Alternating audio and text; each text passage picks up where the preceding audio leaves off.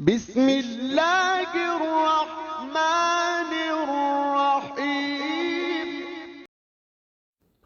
حضرت ابراہیم علیہ السلام نے بت پرستی کے معاملہ میں پہلے تو اپنی قوم سے مناظرہ کر کے حق کو ظاہر کر دیا، مگر لوگوں نے حق کو قبول نہیں کیا، بلکہ یہ کہا کہ کل ہماری عید کا دن ہے اور ہمارا ایک بہت بڑا میلہ لگے گا، وہاں آپ چل کر دیکھیں کہ ہمارے دین میں کیا لطف اور کیسی بہار ہے۔ اس قوم کا یہ دستور تھا کہ سالانہ ان لوگوں کا ایک میلہ لگتا تھا۔ لوگ ایک جنگل میں جمع ہوتے اور دن بھر لہو لعب میں مشغول رہ کر شام کو بت خانہ میں جا کر بتوں کی پوجا کرتے اور بتوں کے چڑھاوے، مٹھائیوں اور کھانے کو پرشاد کے طور پر کھاتے۔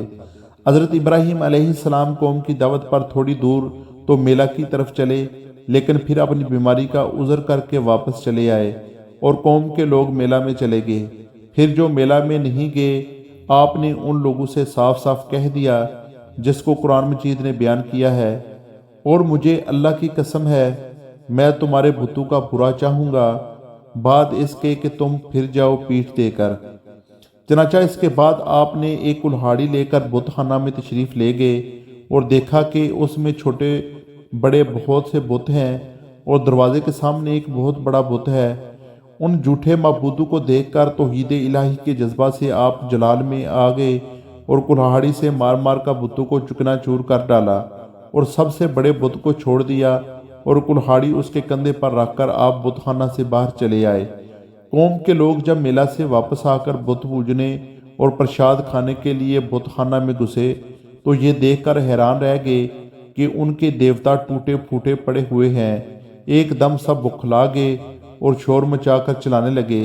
قرآن مجید نے اس طرح بیان کیا ہے، کس نے ہمارے خداؤں کے ساتھ یہ کام کیا، بے شک وہ ظالم ہے۔ تو کچھ لوگوں نے کہا کہ ہم نے ایک جوان کو جس کا نام ابراہیم ہے اس کی زبان سے ان بتوں کو برا بھلا کہتے ہوئے سنا ہے۔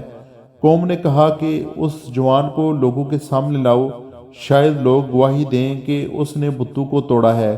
چنانچہ حضرت ابراہیم علیہ السلام کو بلائے گئے تو قوم کے لوگوں نے پوچھا کہ اے ابراہیم، کیا تم نے ہمارے خداؤں کے ساتھ یہ سلوک کیا ہے؟ تو حضرت ابراہیم علیہ السلام نے فرمایا کہ تمہارے اس بڑے بت نے کیا ہوگا، کیونکہ کلہاڑی اس کے کاندھے پر ہے۔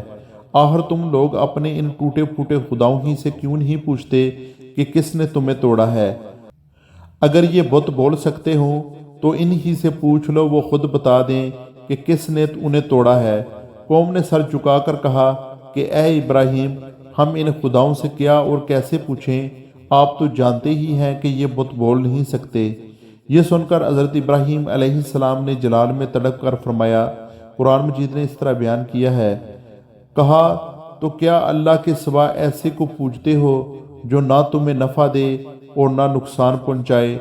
تف ہے تم پر اور ان بتوں پر جن کو اللہ کے سوا پوجتے ہو، کیا تمہیں عقل نہیں؟ آپ کی اس حق گوئی کا نعرہ سن کر قوم نے کوئی جواب نہیں دیا، بلکہ شور مچایا اور چلا چلا کر بت پرستوں کو بلایا، ان کو جلا دو اور اپنے خداؤں کی مدد کرو اگر تمہیں کرنا ہے۔ چنانچہ ظالموں نے اتنا لمبا چوڑا آگ کا الاؤ جلایا کہ اس آگ کے شعلے اتنے بلند ہو رہے تھے کہ اس کے اوپر سے کوئی پرندہ بھی اڑ کر نہیں جا سکتا تھا۔ پھر آپ کو ننگے بدن کر کے ان ظلم و ستم کے مجسموں نے ایک گوپھن کے ذریعے اس آگ میں پھینک دیا اور اپنے اس خیال میں مگن تھے کہ حضرت ابراہیم علیہ السلام جل کر راکھ ہو گئے ہوں گے، مگر احکم الحاکمین کا فرمان اس آگ کے لیے یہ صادر ہو گیا کہ ہم نے فرمایا اے آگ ہو جا ٹھنڈی اور سلامتی ابراہیم پر۔ چنانچہ نتیجہ یہ ہوا جس کو قرآن نے اپنے قہرانہ لہجے میں ارشاد فرمایا کہ اور انہوں نے اس کا برا چاہا تو ہم نے انہیں سب سے بڑھ کر ضیاءکار کر دیا۔ آگ بجھ گئی اور حضرت ابراہیم علیہ السلام زندہ اور سلامت رہ کر نکل آئے اور ظالم لوگ کف افسوس مل کر رہ گئے۔